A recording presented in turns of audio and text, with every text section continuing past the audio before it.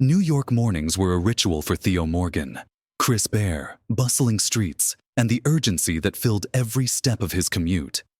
Theo, a high-powered attorney, was used to maneuvering through the rush of life, his focus fixed solely on his career. But today, everything felt off.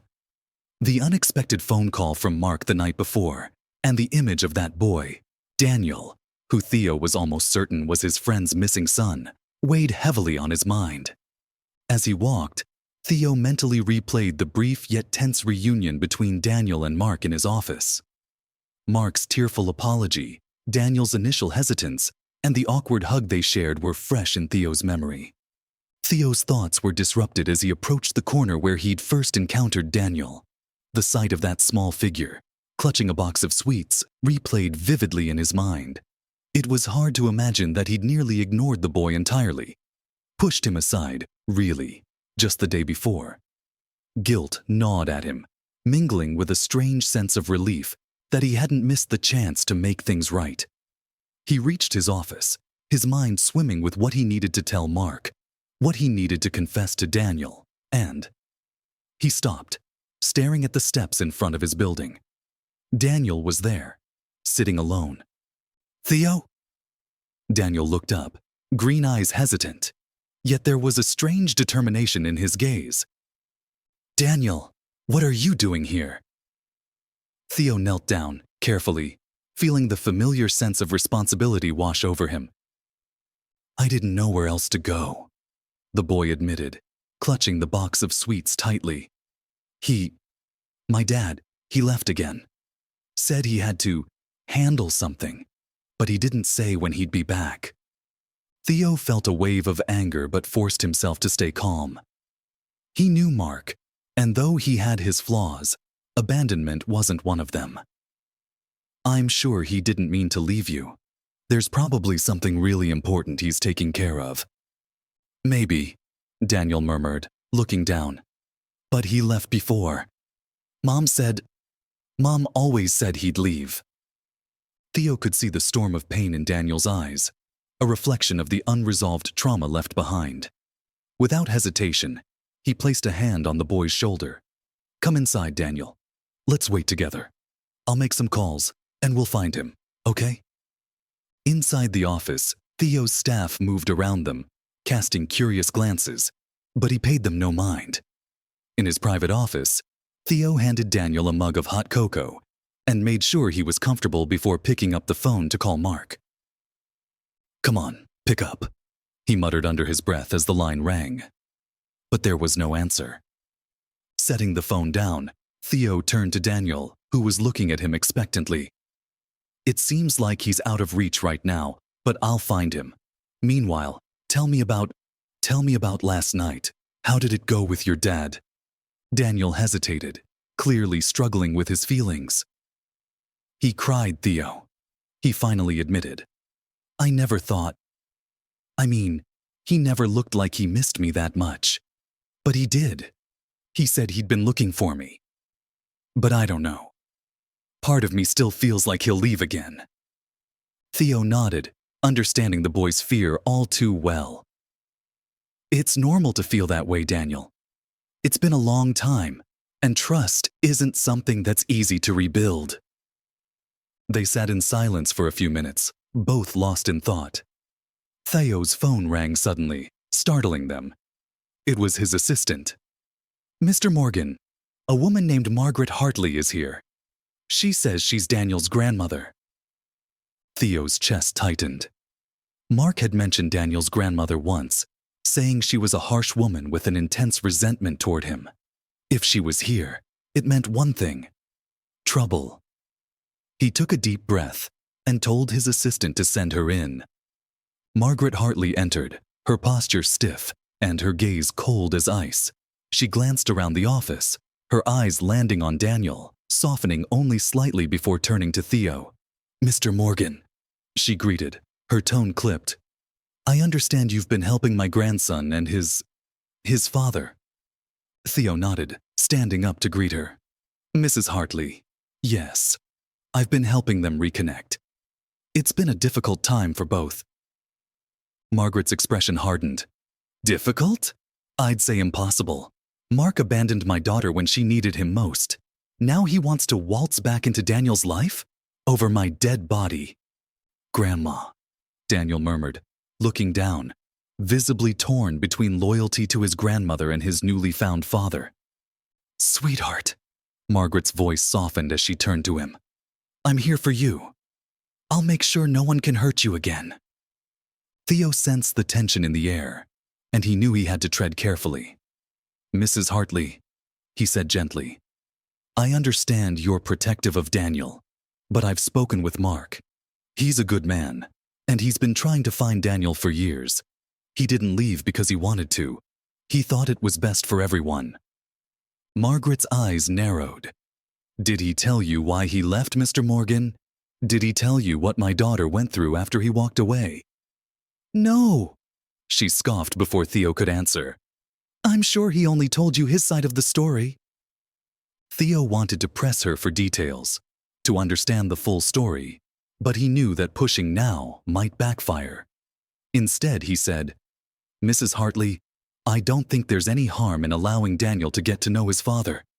He deserves to understand both sides. Understand? Margaret's voice rose, and her face flushed with anger. What he needs is stability, not some man who'll come and go. Daniel deserves better. Daniel's gaze dropped to his lap.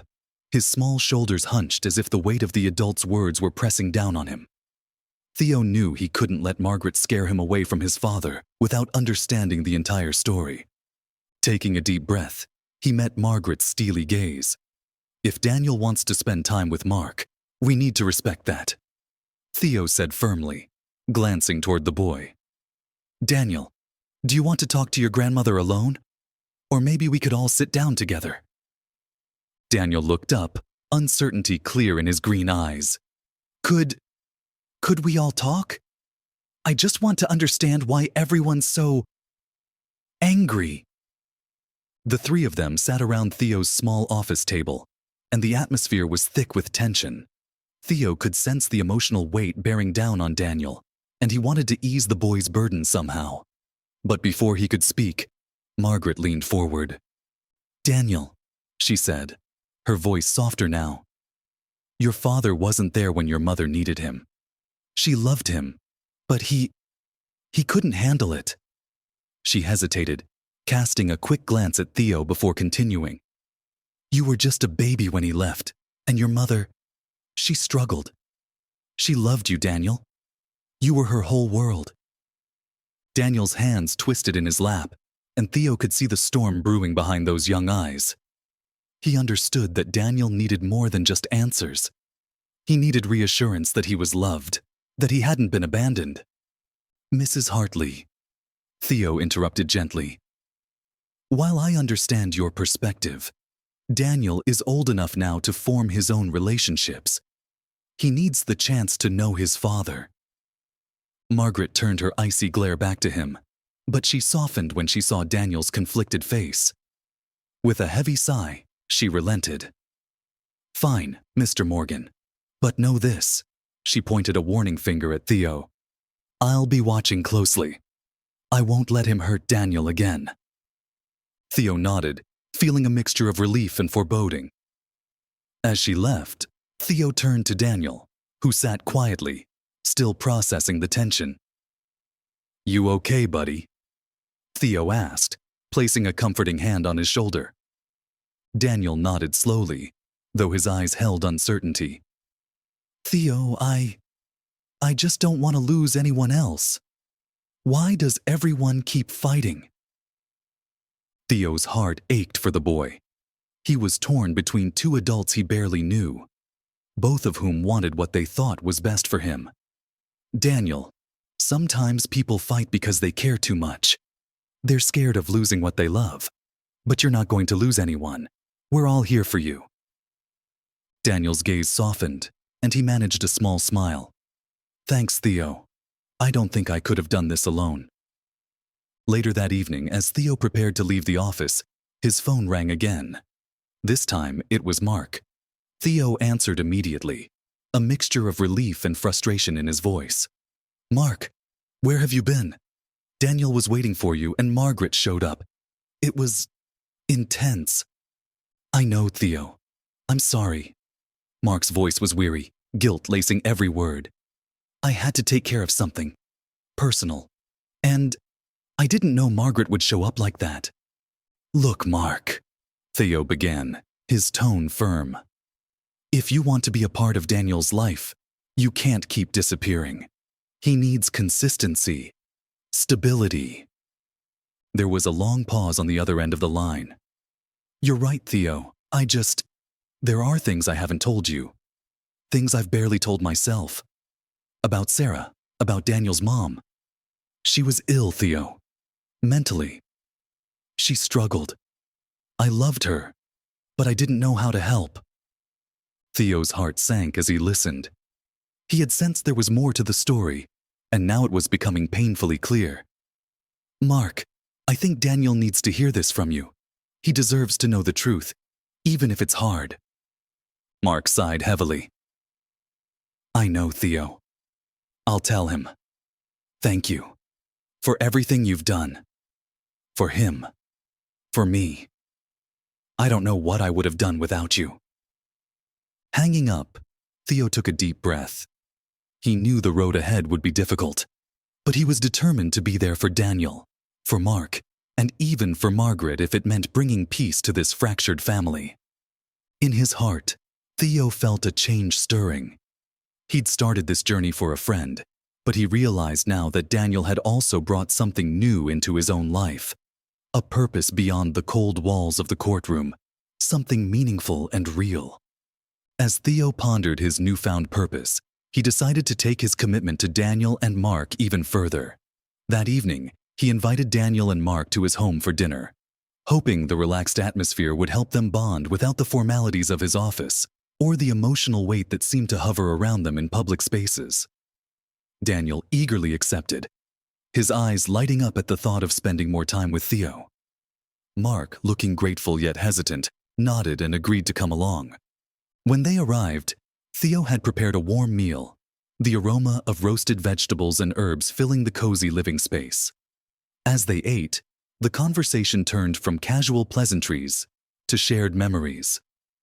Mark started to open up, sharing light-hearted stories from his youth and some early memories of Daniel.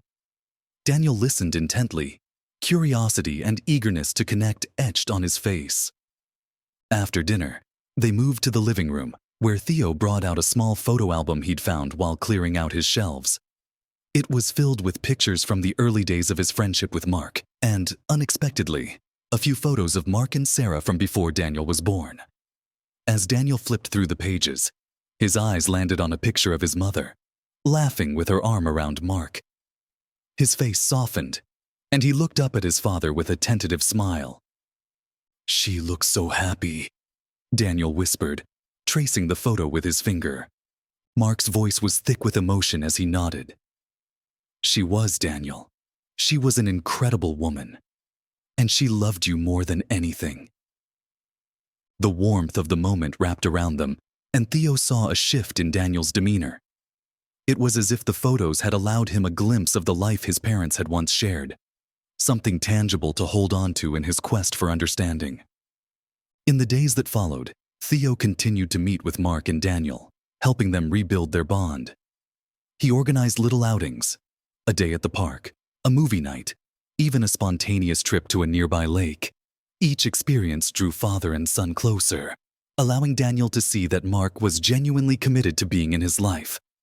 One evening, after a long day spent together, Daniel asked Theo if he could share something with him alone.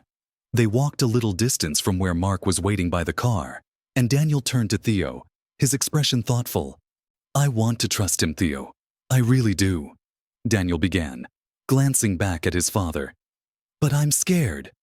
What if he leaves again? Theo knelt to be at eye level with Daniel, his voice calm and reassuring. Trust takes time, Daniel, and it's okay to feel unsure. You're taking the first step just by wanting to trust him. And remember, you're not alone in this. I'm here, and so is your grandmother. You have a whole family who loves you.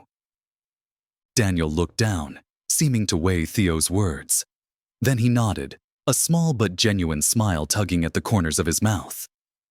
Meanwhile, Theo's bond with Mark was also deepening. They shared late-night conversations about the complexities of family, forgiveness, and the burden of past mistakes. Mark admitted his fears openly, confessing to Theo that he was still haunted by the guilt of having left Sarah and Daniel behind. Theo listened without judgment, offering only his quiet support, and reminding Mark that the best way forward was through love and honesty. As the weeks passed, Margaret started to notice the change in Daniel. The boy who had once carried the weight of uncertainty was now filled with laughter and a quiet confidence. She watched from a distance as Daniel's connection with his father grew, and for the first time, she felt a sense of peace. One day, Margaret came to Theo's office unannounced. She seemed hesitant, almost vulnerable, as she stood before him. "I wanted to thank you, Mr. Morgan," she said softly, her usual steely gaze replaced by something gentler. "Daniel seems happier than I've ever seen him. It's a gift I wasn't sure he'd ever receive." Theo smiled, gesturing for her to sit. "Margaret, you did the hard work of raising him. I just helped him find the missing pieces. I think he's beginning to see that he has a family who loves him, and that's what's made all the difference." Margaret nodded, visibly moved. They sat in a comfortable silence, each lost in their thoughts. Theo felt an overwhelming sense of gratitude for Daniel, for Mark, and even for Margaret. In some way, they had all become a part of his life, and he knew that he too had found a family within this intricate web of connections. As they continued working together for Daniel's happiness, Theo, Mark, Margaret, and Daniel forged a bond that transcended their past grievances. They had, piece by piece, created a new family, one rooted in acceptance, understanding, and love. And Theo knew, as he looked at each of them, that he had finally found something that truly mattered.